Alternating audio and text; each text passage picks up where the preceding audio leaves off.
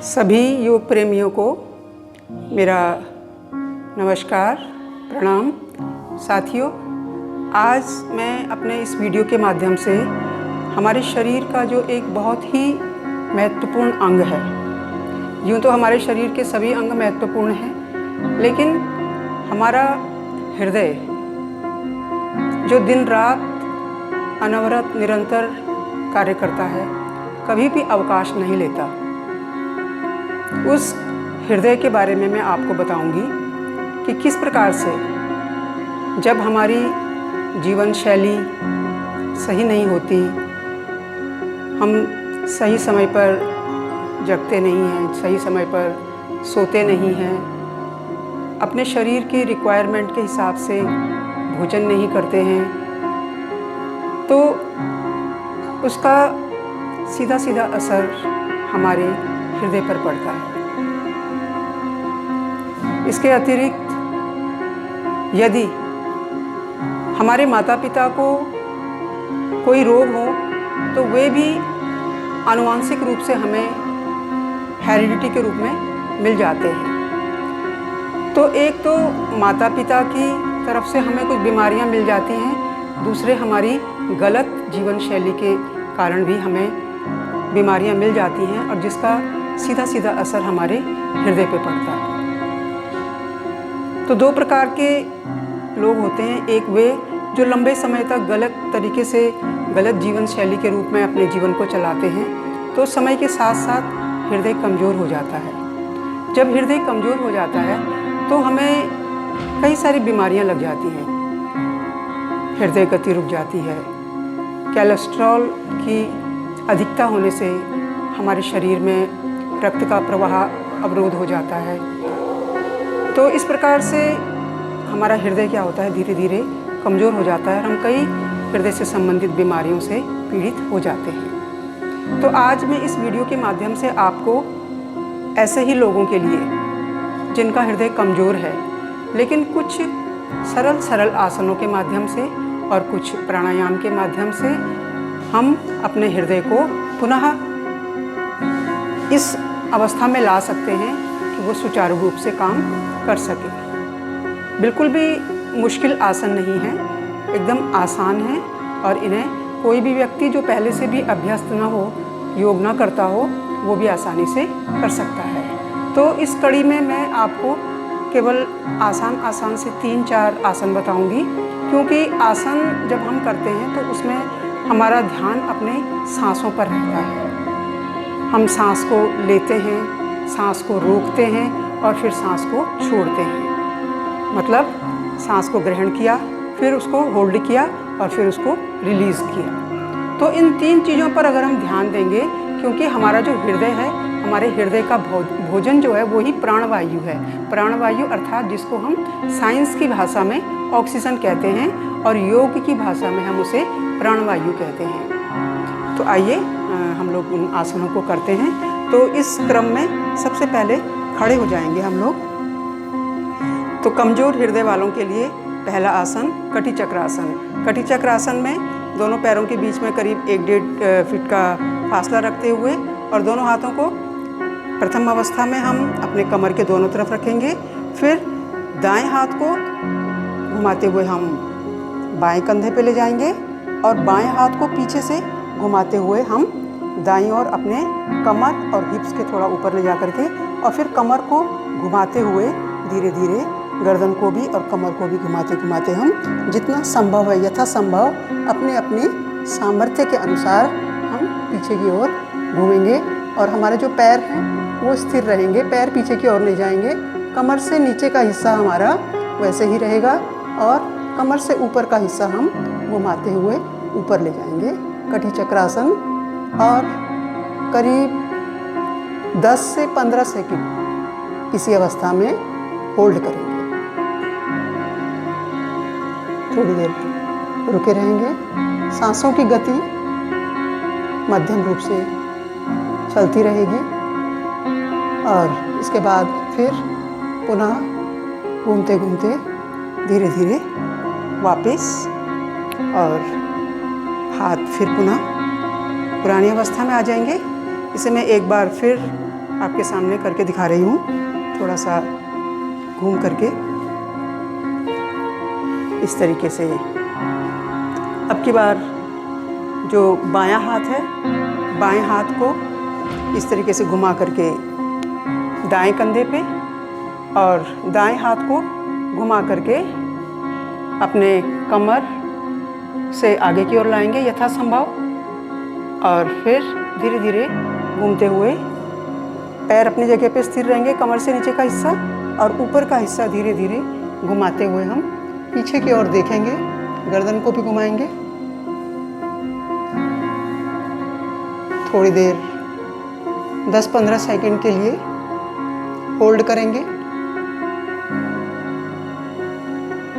सांस लेने की प्रक्रिया धीमे धीमे चलती रहेगी और 15-20 सेकंड के बाद फिर धीरे धीरे से हम अपनी पुरानी अवस्था में आ जाएंगे। तो कटी चक्र आसन को हम धीरे धीरे प्रतिदिन के अभ्यास में इसको 5 से लेकर 7 और 10 बार तक भी हम इसको धीरे धीरे करते जाएंगे, तो हमारा हृदय भी जो है, उसकी जो कमजोरी है वो धीरे धीरे वो स्वस्थ होता जाएगा। अब मैं आपको दूसरा आसन बता रही हूँ। दूसरा आसन जो कि आसान है बिल्कुल और बहुत ही लाभदायक है, ताड़ासन, जैसा कि इसका नाम है ताड़ासन। तो इसमें भी एक खड़े होकर किए जाने वाला आसन है। दोनों पैरों के बीच में फासला थोड़ा कम कर लेंगे, दोनों हाथों को कंधे की सीध में ले जाएंगे। इसके बाद हथेलियों को ऊपर की ओर और दोनों हाथों को तानते हुए, कंधे से खींचते हुए, स्ट्रेच करते हुए आपस में मिला लेंगे। मिलाने के बाद इन दोनों की जो उंगलियां हैं उनको आपस में इंटरलॉक कर लेंगे। हथेलियों को ऊपर की ओर करेंगे आराम आराम से बिल्कुल, और जो हमारे दोनों हाथ हैं वो थोड़ा हमारे सिर से पीछे कंधे की सीध में रहने चाहिए, तो हमारा शरीर का जो बैलेंस है वो भी नहीं बिगड़ेगा।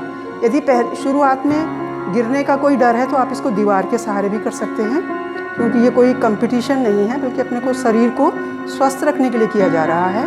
और फिर अगर आपको लगता है कि आप कर सकते हैं बिना दीवार के, तो इसको करने के बाद एक बार आप इसी को भी इतना भी ताड़ेंगे, स्ट्रेच करेंगे, तो इससे भी जो हमारा हृदय है उसको, क्योंकि वो एक पंप है, हृदय शरीर को जो है खून भेज रहा है, रक्त का प्रवाह कर रहा है, तो ऐसा करने से भी हमारे हृदय को और हमारे फेफड़ों को जो है एक खुला स्पेस मिल रहा है। क्योंकि योग एक साइंटिफिक प्रक्रिया है।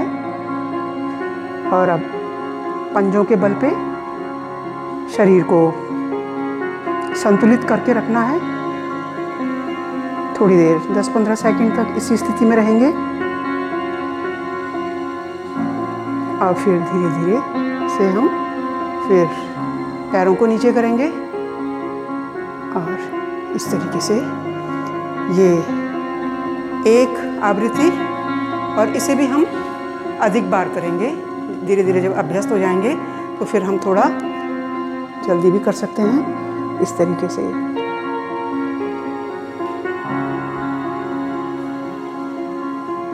तो ये ताड़ासन हृदय के लिए बहुत लाभदायक, और 2 आसन मैंने आपको बताए। और अब तीसरा आसन तिर्यक ताड़ासन। तिर्यक ताड़ासन में भी थोड़ा सा हमें एक बार लेफ्ट साइड को झुकना है और एक बार राइट साइड को झुकना है। दोनों हाथों को पहले की भांति ऊपर की ओर करेंगे, सीधा करेंगे, हथेलियां दोनों एक दूसरे के सामने रहेंगी। और अब पहले हम बाईं ओर झुकेंगे, जो हमारा यहाँ तक का हिस्सा है इसको हम इस तरीके से झुका के ले जाएंगे। दोनों हाथ हमारे ऊपर हैं,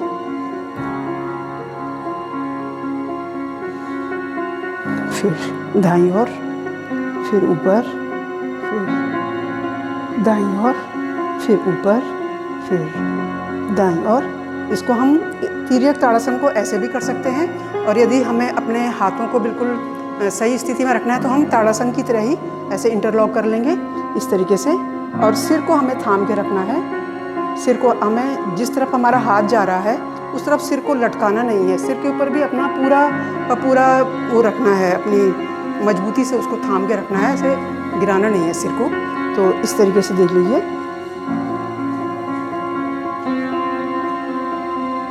थोड़ी देर होल्ड किया, फिर ऊपर, फिर दाईं ओर, सिर पे नियंत्रण रखते हुए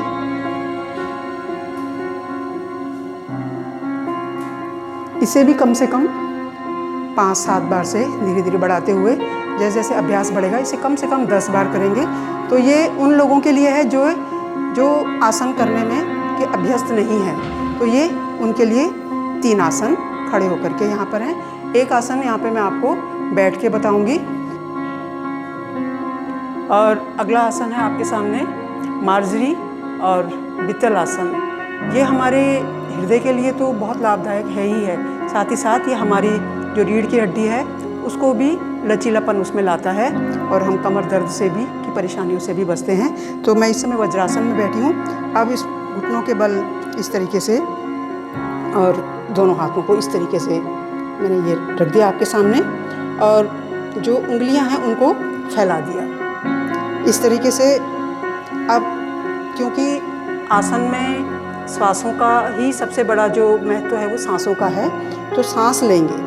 सांस लेते हुए कमर को, जो लोअर बैक है उसको नीचे की ओर करना है, और जो हमारा अपर पोर्शन है उसको धीरे धीरे धीरे धीरे हमने इस तरीके से ऊपर ले जाना है।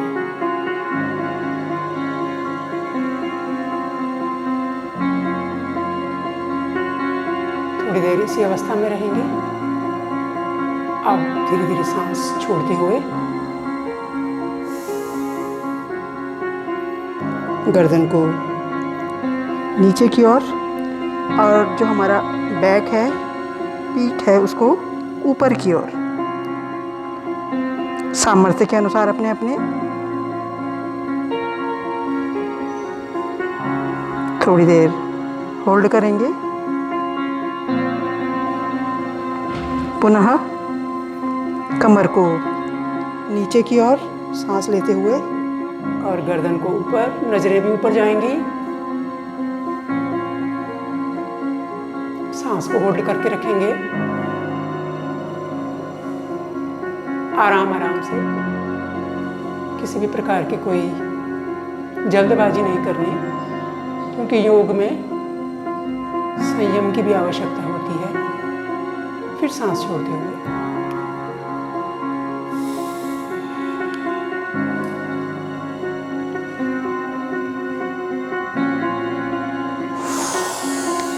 सांस लेते हुए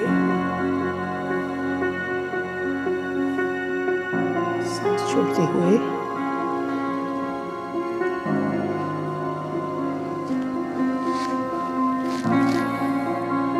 बालासन।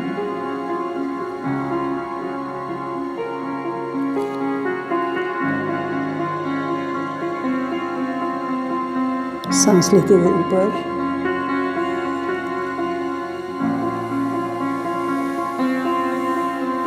तो ये कुछ आसन थे, और इसके पश्चात प्राणायाम। प्राणायाम हमें आसनों से कई गुना अधिक लाभ देते हैं।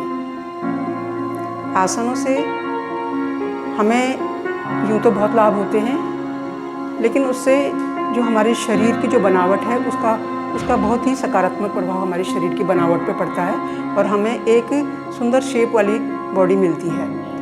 लेकिन प्राणायाम हमें भीतर से स्वस्थ बनाते हैं, क्योंकि हमारा जो शरीर है इसके भीतर बहुत से अंग और बहुत से अंग तंत्र हैं, बहुत सारे सिस्टम हैं। तो हमारे हृदय के लिए जो मुख्य रूप से जो प्राणायाम है वो मैं आपको बताऊंगी यहाँ पे। तो पहला प्राणायाम जो है उसे हम साधारण भाषा में अनुलोम विलोम कहते हैं, और योग की जो लैंग्वेज है उसकी भाषा में हम इसे बोलते हैं नाड़ी शोधन प्राणायाम। तो नाड़ी शोधन प्राणायाम जब हम करते हैं तो हम सामान्य रूप से सांस लेते ही रहते हैं, लेकिन नाड़ी शोधन प्राणायाम यानी कि डीप ब्रीदिंग, गहरी श्वास प्रश्वास के माध्यम से हम अपने फेफड़ों को पर्याप्त मात्रा में प्राणवायु यानी कि ऑक्सीजन प्रदान करते हैं। और जैसे हमारे शरीर के लिए हम भोजन देते हैं, उसी प्रकार से हमारे हृदय का भोजन हमारी प्राणवायु है। तो हमारे हृदय को जब हमारे फेफड़ों को ऑक्सीजन मिलेगी तो उसी ऑक्सीजन के माध्यम से ही हमारे पूरे शरीर को रक्त का प्रवाह हमारे शरीर में होता है। तो पहला जो प्राणायाम है वो है नाड़ी शोधन प्राणायाम। तो नाड़ी शोधन प्राणायाम में हमारे जो हथेलियाँ हैं वो हमारे घुटनों पे रहेंगी। किसी भी मुद्रा में, ज्ञान मुद्रा, ध्यान मुद्रा, वायु मुद्रा, जो भी हमें मतलब सही लगता है उसमें रख के, और हमारा जो ये दायां हाथ है, दाईं हथेली हमारी दाएं घुटने पे रहेंगी, और बाएं हाथ से हम ये जो प्रथम 2 उंगलियां हैं इनको मोड़ लेंगे, और इसे जो हमारी ये अनामिका है, अनामिका को हम दाईं नासिका पे रखेंगे और बाईं नासिका से हम बिल्कुल सामान्य रूप से सांस जो है उसको लेंगे। इस तरीके से देखिए सांस लेने की गति कैसी होगी हमारी।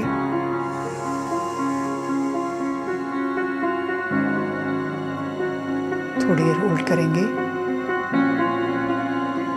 फिर अंगूठे को बाईं नासिका पे रखेंगे और दाईं नासिका से सांस को छोड़ देंगे।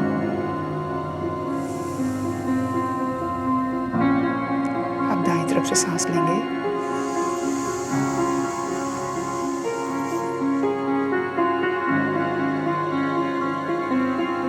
होल्ड करेंगे, बाईं ओर से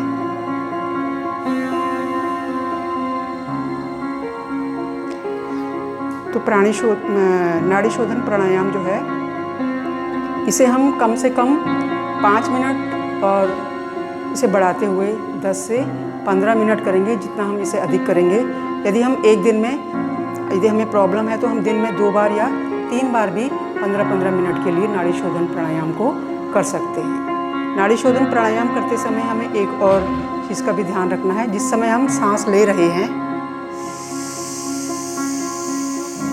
उस समय हमारा जो पेट है वो ढीला होना चाहिए, क्योंकि हम सांस भर रहे हैं। भले ही हम सांस को अपने फेफड़ों में भर रहे हैं, लेकिन उस समय शरीर को क्या करेंगे, हम ढीला छोड़ेंगे। और जब हम सांस को छोड़ रहे हैं उस समय हम धीरे धीरे पेट को भी क्या करेंगे, सिकोड़ेंगे। इस चीज़ का ध्यान रखना है। और दूसरे में एक और ध्यान रखना है कि जब हम सांस ले रहे हैं तो जो हमारा कंसंट्रेशन है, जो हमारी ध्यान है, वो हमारा आज्ञा चक्र पे होना चाहिए। तो इस तरीके से हम अनुलोम विलोम कहें या नाड़ी शोधन प्राणायाम करें, इसे हम कर सकते हैं। दूसरा प्राणायाम है भ्रामरी। भ्रामरी में भी इसी तरीके से बैठे रहेंगे, सुखासन में, सिद्धासन में या पद्मासन में, जिस भी मुद्रा में। अगर आप इस मुद्रा में भी नहीं बैठ सकते हैं तो आप वज्रासन में भी बैठ सकते हैं और कुर्सी में भी बैठ सकते हैं। यदि ज़मीन में बैठने में परेशानी है, दोनों उंगलियों को अपनी आँखों के जो कॉर्नर हैं वहाँ पे लगा करके इस तरीके से अंगूठे से अपने कान को बंद करेंगे और पूरी सांस भरेंगे। सांस भरने के बाद ओम का उच्चारण करेंगे, होंठ बंद करके।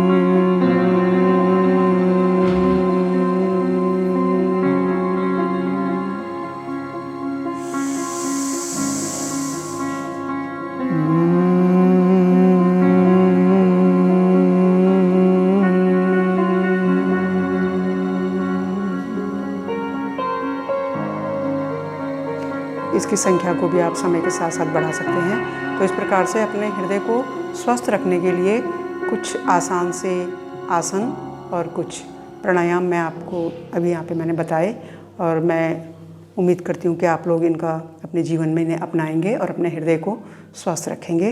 तो एक बार पुनः सभी को मेरा नमस्कार।